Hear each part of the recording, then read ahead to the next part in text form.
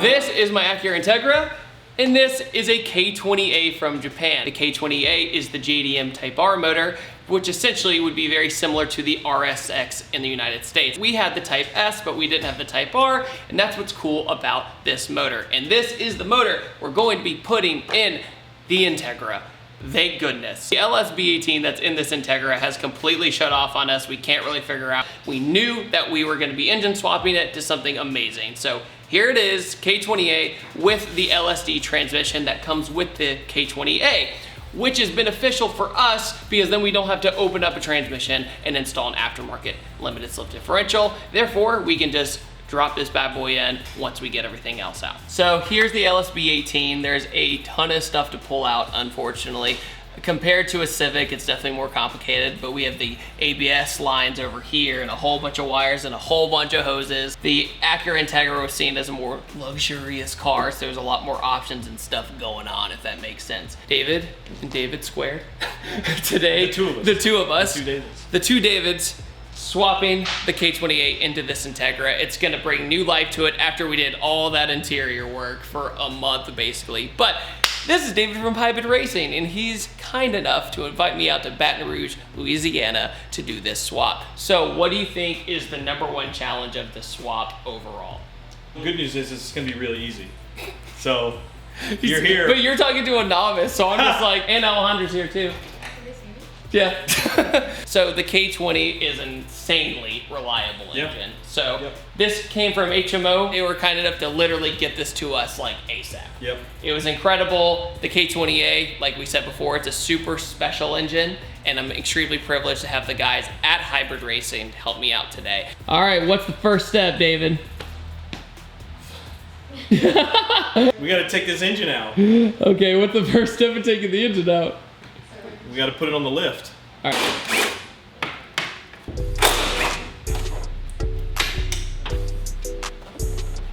Okay.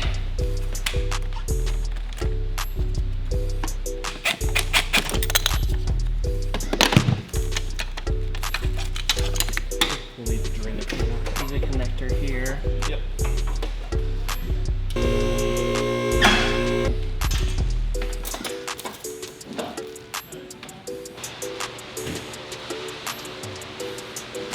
Under tray off.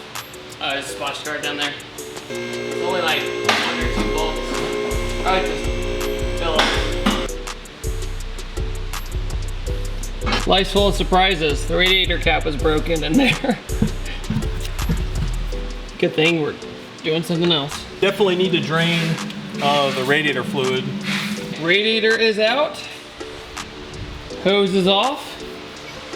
There's some of the aftermath over there. Now we need to continue getting all the different hoses, the heater core hoses, all that kind of stuff knocked out.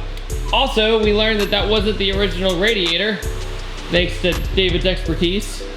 He was like, that's definitely not the original one. Yeah, it's been replaced before.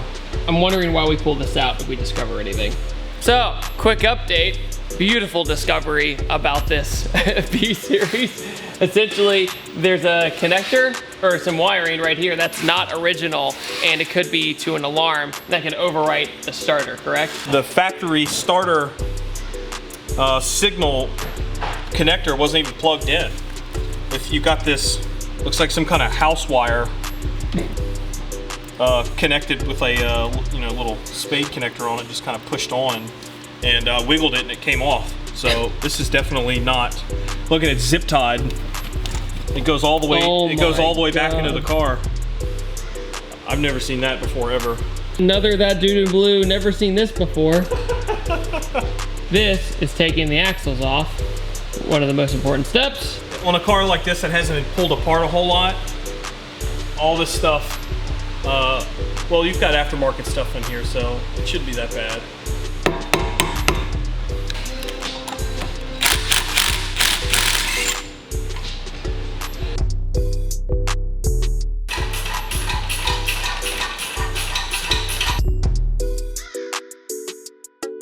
This is the shifter linkage. It's being pretty stubborn. We'll just take it out with the linkage bolted to it. You don't need to take it off. Yeah, your engine mounts are a bit loose already. They're toast, man. I mean, That's with everything already still in. I mean, you got 5 engine mounts. Look how much And this it's thing still moves with moving. 5 mounts. Yeah, this thing's seen better days. Speaking of that, I was pulling out the head unit the other day while doing the interior, and on top of the head unit, it said manufacture date April of 2000. And I was just like, oh my God. It doesn't hit you how old a car is until you see manufacture dates like on the car. All right, so with the Integra, you have 2 torque mounts here as well, and they are different from, say, a CRX or a Accord or anything like that. Right, yeah, because on those cars, the front mount would be in the front, connected right to here. the subframe in front of the engine on those. The Integras and EK Civics and EG Civics don't have that, so Honda bolts the front engine to prevent the motor from torquing. Which it doesn't do a very good job anymore because it's old. As you just saw, we literally are able to just move this thing like crazy. But for the time and when it was new, it was a good design and it made sense. It doesn't make any torque anyway, so it's kind of... I know, it's just like... You heard it from him, not me. Not me. The man who's been in the Honda scene for God knows how long now. I think one of my favorite things was you were talking about, you guys did K-swaps like, what, back in like 2003? The first swap that we finished was early 2004. Okay. Late 2003. So the RSX was new. New car, yeah. New car, yeah. Absolutely. And, but in Japan it had been out for a few years, so really the only engine that you could get was the K20A. Right. You know, because they were being imported. Oh, even then. right, yeah. And, you know, they were a better engine then, like they are still a better engine now. Yeah.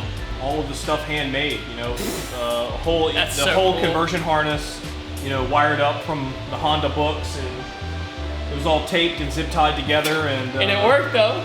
It worked. It worked. Yeah. I think K-swaps in a lot of ways are more popular than ever right now. I mean, people are trying it in different platforms, going, oh, look at this 4-cylinder, I can make it fit in this car. Right. It's got to figure out how to make it fit, but I can make it fit. Just a little clamp, or or do you just pull it off?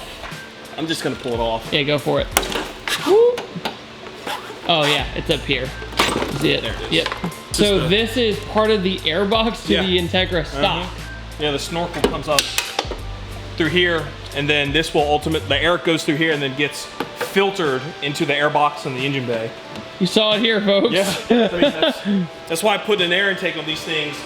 Makes it sound way a lot different. cooler. Yeah. Doesn't really do anything, but you know. So you're probably gonna ask, where's your engine hoist, David Squared? We don't have one. We don't need one. We don't need one either. We're gonna put it on a pallet.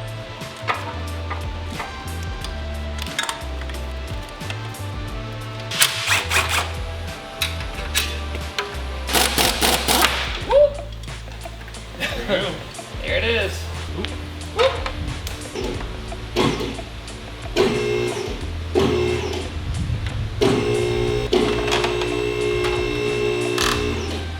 Yeah.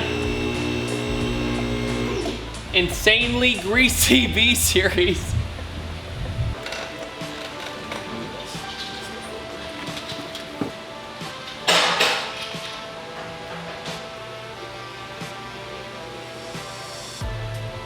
Thankfully, it's not like a turbo car where you have a lot of unnecessary vacuum lines and stuff like that where you can eliminate those. This is a different story. This is just Acura going absolutely ham with engineering and saying, you know what, we'll do this just in case. I feel like everything in here is just in case. There's a lot of stuff to clear out, but the main thing is we got the motor out, and that's the most important thing. Yep. There's just a lot of stuff with the K-Series swap that you don't need. Like obviously all of the air conditioning lines we're going to be replacing. You'll keep one of them, but you'll replace most of the rest of them. Clutch, master cylinder and slave cylinder. Obviously you're going to keep the master cylinder, but the slave cylinder bracket right here, all this line, the hard line that travels through, you're going to take that all out because you don't need that. Heater hoses, you're going to need to replace these and take these off. K-Series motors, they have them flipped the other way, so we'll redo the bracket and we'll remake that. Since we are going to keep power steering, you will need to remove all of the stock power steering parts. So like obviously the old reservoir, the bent hard lines that travel along the engine bay that go to the rack, the AC system service, so we'll pull the condenser out. The dryer canister will replace. We're not going to do anything with, obviously, you know, relocating brake lines or any of that stuff, but for the K-swap mounts, we'll see in a little while, you will have to remove this bracket and kind of move it up out of the way. When the AC lines sit over here as well, it's going to get kind of tight, so we may have to, you know, kink, kind of bend one of the lines a little bit to make it work.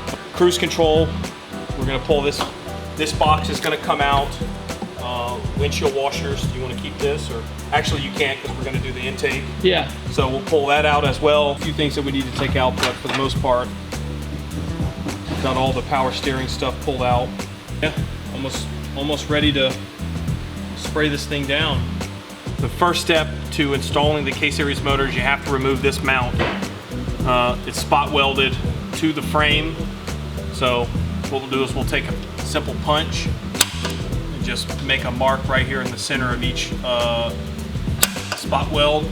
That way we can drill the spot welds out and without drilling holes all into the frame.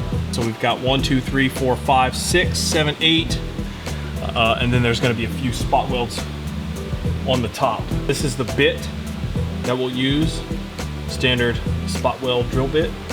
Keep it straight, and then the outside of it's going to saw into the outside, but hopefully we won't go too hard. There's another one here, here, here, and then the hardest one to get is going to be right there. So again, just put your punch here in the middle.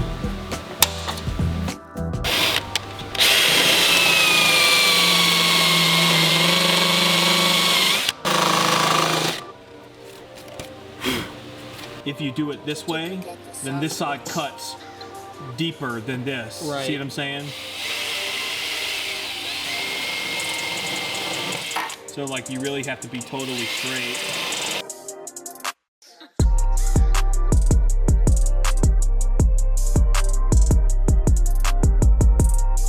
Yep.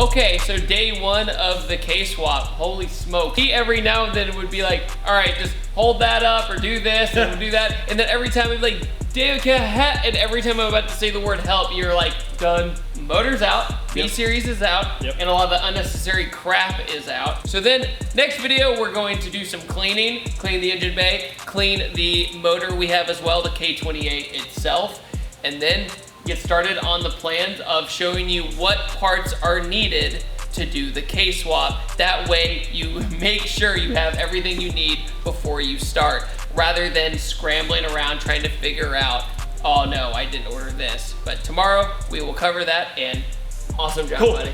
Sweet, thanks so much.